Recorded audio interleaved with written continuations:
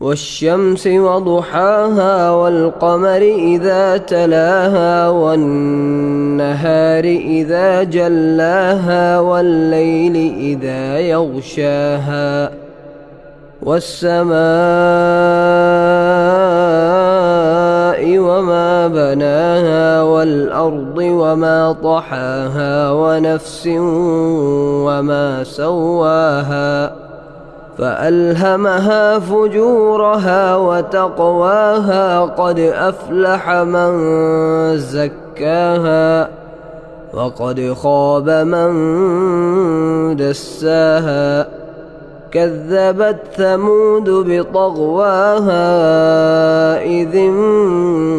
انبعث أشقاها